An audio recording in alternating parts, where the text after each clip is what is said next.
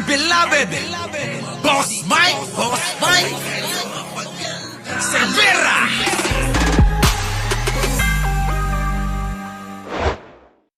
News vloggers ang tatapang sa mga vlog.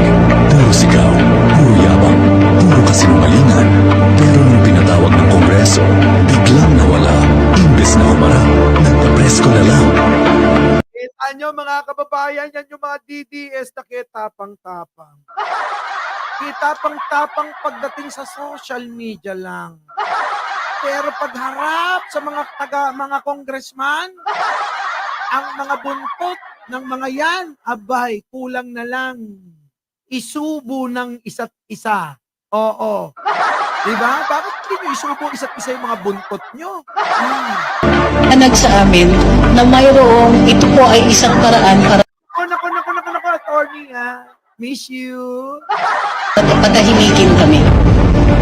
Hindi ba siguro, attorney? Hindi kayo pinapatahimik? Oo, huwag kang magalala. Oo, sagot kita ron. Patahimikin sa pamamaraan ng marahas na pagtatanong doon sa bahay nila sa House of Representatives. Best friend!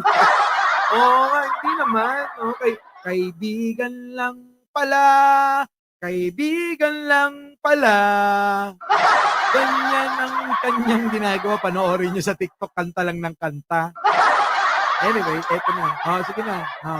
Nilalaro sila sa korte, kesyo nilalabag daw ang right to freedom of speech nila. Ayun na nga, nilalabag daw ang freedom of speech nila. Kininayo mo na. Freedom of speech o freedom to lie. Hindi ito tungkol sa opinion, kundi sa kasinungalingan, paninira. Kaya nga, hindi yan opinion tungkol yan sa kasinungalingan Ha? Di ba? Disinformation na may epekto sa seguridad ng bayan. Sige nga, mga TDS vloggers, matapang pa rin ba kayo? O takot lang? Matapang pa rin daw ba kayo? Takot lang talaga kayo. Malaman ng totoo. Dahil pag nalaman ng totoo, na corner kayo, ituturo nyo si Digunyo. Talaga mahuli. Di ba? Takot lang sila mahuli. Eto na mga kababayan, yung ating pinali. Ano yung pinali, Boss Mike? Si Sandro Marcos. Oo, binira mga DDS. Yang mga yan, binira. Fake news peddler, kanya-kanya ng tago at palusot. Yung isa, mga kababayan, ayun, nag-iiyak na. Marami ng mga nag-ibang bansya, mga kababayan, at nagbura ng mga content nila. Ang daming nagbura. Wala ko ba matapang kayo? Dapat di nyo binubura. Di ba? Ito na. Well, katulad po sa sinabi ng ating Pangulo ay nung Ito yung mga nag-question na mga engot-engot, paliwanag ni Sandro. Kung bakit siya yung nauna sa pirma. Pati ba naman yun issue? Kita nyo mga kababayan, pati yung pangunguna ni Sandro sa pirma, issue sa mga DDS. Hindi ba naman kayo mga lintian? Di ba? Pero nyo, sabihan ba naman ni Sara na huhukay yung lolo niya?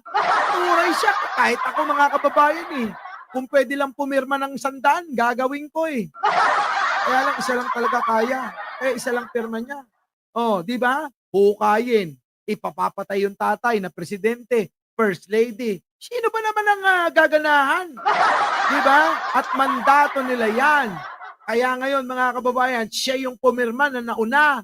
Huwag nyo nang gawing issue pa. At huwag na kayong magtaka. Kasi sasabihan kayo ni Sandro, tatanga-tanga. Tuloy. Ito na, mga kababayan. well, katulad po sa sinabi ng ating Pangulo ay nung nagpirmahan na sa impeachment complaint ay tinanong ko siya kung ano bang advice niya. And tama naman yung sinabi niya. He said, do your duty as a congressman and uphold your oath to the Constitution that you swore to protect. And it's my constitutional duty to go through the impeachment process as an elected representative. Now, as to why I was the first one to sign, alangan naman kung sasabihin ng tao na gusto nilang huhukayin yung lolo mo at itapon yung katawan sa West Philippine Sea. Sasabihin niya gusto niyang patayin ang Pangulo at ang First Lady ng aking magulang at gusto niyang patayin ang Speaker. Ba't naman nagugulat ang tao nung pipirma ako dyan? Tatanga-tanga kasi sila, Sandro Kundi ba ng mga mamang talaga yung mga DDS eh. Birahin mo, ay naapo. Ha, araw-arawin mo. Inaltaw-altaw, ikastam ida amin. Sul-sul ka, Mike Cervera. Huwag ka mag-alala. Oo, sasabihin ko sa mga upo ko. Tandaan nyo, si Sandro, huwag niyong papabayaan, ha? Di ba, mga kababayan? Oh, tama ba, mga kababayan? Dapat hindi pinapabayaan si Sandro. Oh, tuloy. Yun naman pala. Yun ang dahilan kung bakit nanguna sa pagpirma itong anak ng presidente at first lady at kongresista ng alin? Ng Ilocos Norte. So wag na kayong magtaka. Ang hina talaga ng mga kokote nyo. Imposibleng hindi siya pumirma. Yung lolo niya, binastos ni Sara. Sabihan ba namang itatapon sa West Philippine Sea matapos niyang hukayin yung bangkay ni Apo ng bagong lipunan, mga tanga. Di ba? Ayun. Bagong lipunan. May tatag niyan si Pangulong Ferdinand Emmanuel Edralin Marcos Sr. Oh, pinanayo mo na. Diba? Oh, magtataka pa kayo. These are statements that can't be taken lightly, especially from someone with such a high position. So, nagtataka na nga ako kung bakit nagulat yung tao. Alam nga naman kung sasabihin. Sandro, ang nagugulat lang dyan yung mga eengot-engot nga na DDS. Oo. Sila lang naman eh. Birahin mo yung mga DDS. Dalim, apuraang balong. Birahin mo yung mga DDS. Hindi mo mahukayin mo lolo ko. Of course, I'll be the first one to sign. Ay, shoutout sa inyo. Mag-like naman kayo. Mel Warren, Sonia. Oh! Delia Rosario, Rolly Binas. Oh! Oh, dali. That should come as no surprise. So that's why I was the first one to sign. As to the allegations that I was the one who spearheaded the movement for the fourth complaint, katulad sa sinabi ng Pangulo, I think people give me too much credit. I was given the opportunity to sign, and I did sign, but I did not spearhead any movement, or I did not try to convince anyone. Ang layo kay Sara, no, mga kababayan, batang-bata pa yan. Pag nagsalita, tuloy-tuloy na, no? Parang ako lang. Siguro nagmana sa akin to dahil alam nyo naman, may nagsabi sa akin, oo, ang tunay na kapatid ni Bongbong Marcos ay ako, hindi si Norman Mangusin. Totoo lang, ha? Mas magkamukha naman kaming dalawa, no? Ni Apo. Kaya kung may pagmamanahan to, yung konti sa akin, ha? Ito na. To sign, I think they did that on their own volition. I did ask what their opinions were and if they were going to sign or not. But that's about as far as that's about as far to the extent as to my involvement in collecting the signatures. Overwhelming yung number. Weng, thank you naman. Yung mga pula na yan. Ang daming pula. Sige, tuloy. Sir, more than the required numbers. One-third. Well, the required was 1/3. Umabot ng 215. As of today, I heard nasa 245 na tayo. May mga umabol. Pwede pa, sir? Well, they signified their Ilan? 245 na, mga kababayan, sabi ni Sandro. 245 na, hindi na 240, ha? 245 na tayo. May 245. Ulit, As of today, I heard nasa 245 na tayo. 245 na tayo! Grabe, no? 245. Yung bumoto, mga kababayan. Grabe! May mga umabol. Pwede pa, sir? Well, they May humabol pa. Paano ba naman hindi hahabol yung mga yan? Abay, nagyabang pa yung isang luka-luka. Biruin mo, mga kababayan, luka-luka ka na, pinagmamalaki mo pa. Di ba? They signified their intention, yung mga wala sa bansa na may sakit. Kita nyo, may sakit yung ibang congressman, kongresista. Yung iba naman nando doon sa ibang bansa. Baka naman namamasyal sila. Nabannog ba sila? O, nabannog ba sila sa mga DDS? Ano? Kaya yun, nagbakasyon. Kaya nga sa katapusan, magbabakasyon din ako. Magbabakasyon kami ni Jen Angeles. Oo, batiin nyo naman kami. Anniversary namin eh. Biruin ninyo, ganun-ganun lang. Ha? Mag-iisang taon na. Mag-iisang taon na mula nung ako'y binola. Anak na pati naman. Ibang klase talaga. Oo, matindi. So 215 was within the complaint, but in terms of, just to set the record straight, in terms of putting it on record, Malamang si Pulong sa kakaiyak niya, Ricksol, sa kakaiyak ni Pulong, pumirma na rin yun. Sa kakaiyak ni Pulong, pumirma na rin yun. Huwag kayo mag-alala, baka humabol pa si Aling Maliit. Dahil sasabihin niya, patay tayo rito, wala na tayong natirang kakampi. Wala na tayong natirang kakampi, Biandil. Di ba? Wala na. Tuloy. I believe there was an additional 30 that wanted to signify their intent. So nagpadala ng isik, but even if it won't be counted in the complaint, Alam nyo ganyan mga kababayan, makikita yung pagkakaiba. Pagkakaiba ng galing sa puso yung sinasabi niya. Kapag ka hindi sincero, pautal-utal at hindi sigurado sa sinasabi. Walang pinagkaiba yan kay Sara Duterte. Di po ba? Hindi sincero yung sinasabi. Kaya ang nangyayari mga kababayan, uutal-utal at hindi maintindihan yung kanyang pahayag sa mga tao na nanonood at nakikinig sa kanya. Kaya nga nung pinanood ko, bigla akong natawa. Sabi ko, walang kakwenta-kwenta na panoorin siya. Totoo naman mga kababayan, ang mga nanood lang, yung mga taga-suporta niya. Ang taga-suporta niya, galing pa ng makina. Kita nyo mga kababayan, ano ibig sabihin ng makina? Mga kababayan, gumagamit sila ng mga trolls. Makina ang sumasagot at nagko-comment sa mga live, sa mga comment section sa Facebook.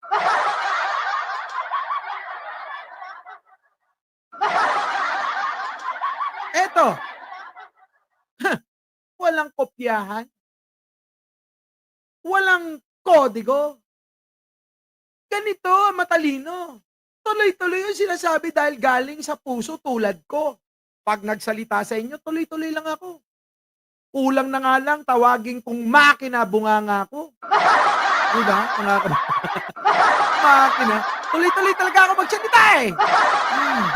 I believe for archiving purposes, nasa 2. So I believe 80% in the lower house. Ako, 80% na mga kababayan! 80% yung nag-impeach kay Sara. Grabe, no? Diyan mag-arais, ano? Grabe. Sa press conference ni Titi Sara kanina, sabi niya wala daw siyang sinasabing assassination threat against your family members. Ano masasabi ko ninyo? I think we know the truth to that, so let's just leave it at that. Is it true na may involved na money kaya marami pong pumirma?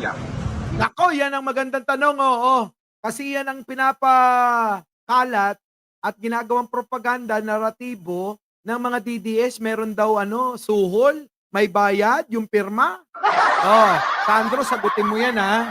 Gusto naming marinig mula sa iyong bibig yung kasagutan sa mga argumento ng mga tatangang-tangang mga DDS. Ano po? Meron daw naibigay na pera dun sa pumirma ng mga congressman. I think that's just part of yung mga fake news ng mga DDS. Part yan ng mga fake news ng mga DDS. Kunana ni Sandro. Part yan ng mga fake news ng mga DDS. Oh, nyangay garod. Yari kayo, no? Oh, nakita nyo na. Ha? Ang apo ni Apo Lakay, ang anak ni Pangulong Bongbong Marcos, Sandro Marcos. Di ba? Magaling sumagot. Magaling. Oh, tingnan nyo ha. Oh. Itong pumirma. Yun, Ano po? Meron daw naibigay na pera dun sa pumirma ng mga congressman. I think that's just part of yung mga fake news ng mga DDS. Parte po yan ng smear campaign nila to discredit the movement. Kasama yun. Talaga i-discredit nila nga, di ba sabi ko? sisiraan nila yung Kongreso. Kasi ganun talaga, yung papel nila. Siraan, manira, gumawa ng fake news, ng kung ano-ano. Diba? Eto, sample na lang mga kababayan ng ginawa nilang paninira dyan. Ha? Sample ng ginawa nilang paninira, mga kababayan, eto. Nasaan yon? Ha? Eto, o, tingnan nyo, mga kababayan. Ganyan katangay ang mga yan. O, fake edited photo. Tingnan ninyo, pinapakita rito, napakaraming pera sa lamesa. Yung pala mga kababayan, pinatong lang nila. Ay, wala naman palang pera. Ayan po mga kababayan, oh. Fake news.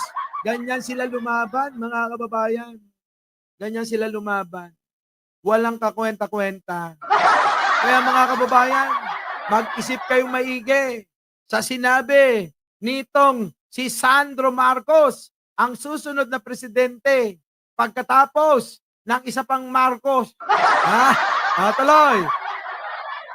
Meron doon naibigay na pera doon sa pumirma ng mga congressman. I think that's just part of the yung mga fake news ng mga DDS. Parte ko yan ng smear campaign nila to discredit the movement. You can't blame them eh. Alam naman natin kung sino ang amo nila. Alam naman natin kung sino ang amo nila. Turo mo, Sandro Dalina. Turo mo, sino ba mga amo nila? Ha? Oh, Sandro, sino ang mga amo nila? Sabi, oh. Alam naman natin kung sino mga amo nila. Sabi, oh.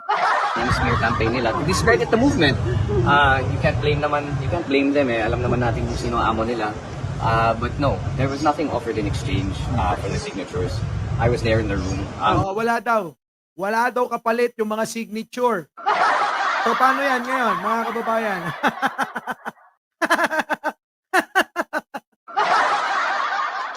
Ay, naku, pinagtatawanan lang kayo ni Sandro. Diba? Sapul na sapul. Sino kaya yung amo nila? Ha? Sandro, sino na? Sabihin mo na kasi. Sabihin mo na.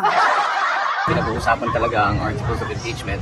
And then people were given the choice to sign or not. But whether there was any exchange or any monetary offer or any sinasabi nila may atap or akils na kapalit, walang ganun. Walang kapalit, walang pera, walang AIX, walang akap. Di ba? Mangibabain kayo nga DDS. Alam niyo sa totoo lang, no? Hindi na ba kayo nagsawa sa mga fake news nila? Nang inang-ina, mga kababayan. Malapit ng halalan, fake news pa rin ang dala. Kaya kapag kayo mga kababayan, ang inyong iboboto ay yung mga kaalyado ng mga DDS. Nako! Mga kababayan, id tayo. Walang ganun na ibinigay. Wala. Yung sinabi sir, parang medyo reluctant sa pag-wait as of today. Ano po masasabi? I'm sorry? Medyo hindi nila binibigyan pansin yung impeachment. Well, that's their choice.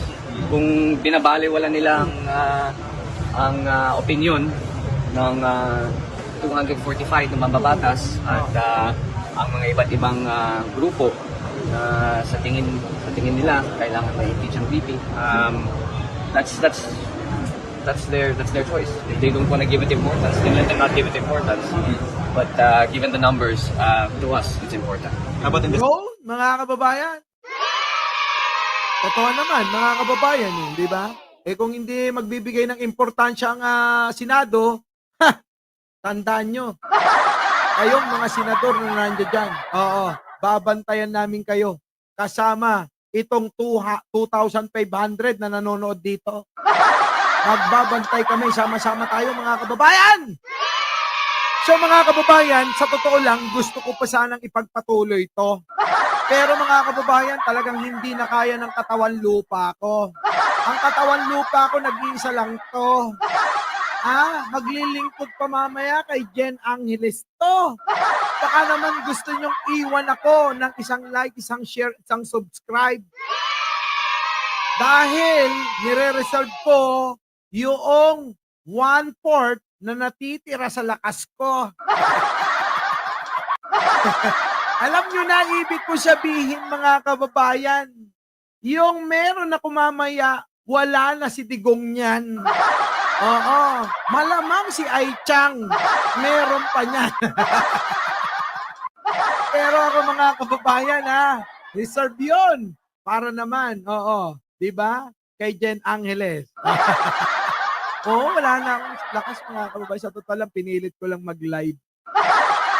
Sabi ni Jay Timblique, 3K na lang, baka naman kayo na yung 3K. Biruin ninyo ang pabalik-balik sa channel na to. Kulang-kulang 1 milyon.